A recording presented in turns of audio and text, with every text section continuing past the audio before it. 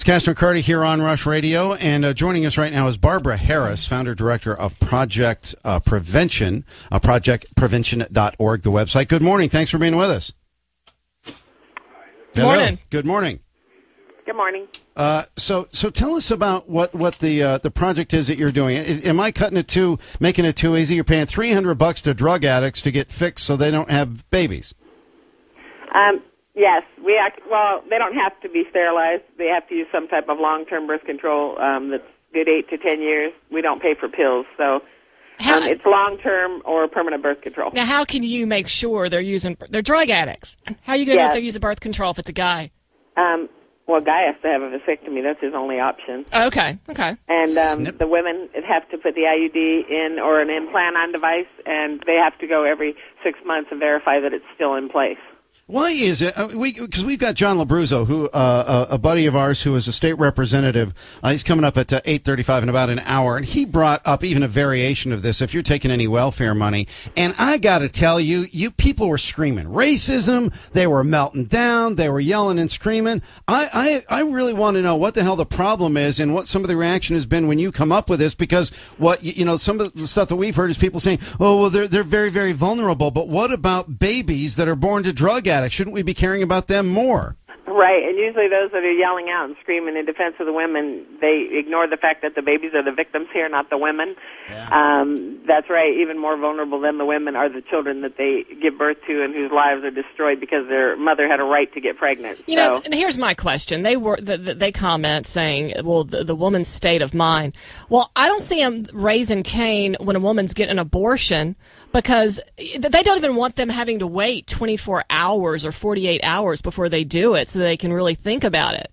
So it's kind of hypocritical, isn't it? Right, and the same people that say, well, they're not in the right frame of mind to make a decision, well, then why would you trust them with a child if you don't trust them to make a decision? Very good point. That's the argument right there. Idiots. They just act like you're getting a puppy. I wouldn't trust them with a puppy. And now you're having a lot of problems. You've got some folks in England who are having a cow that you're trying to bring the program over there. Here's one of your critics. I don't think at all that there is a place for Project Prevention in the UK. It exploits very vulnerable people who are addicted to drugs and alcohol at probably the lowest point in their lives. Yeah, first of all, when you go over there, can you bring some dentists with you when you go over to the UK? Because they could use those as well. You know what, Barbara? I think this is the deal here. They're mad because you are getting people, or you're helping people get off the government dole. They're not going to have a kid, so they're not going to need government assistance.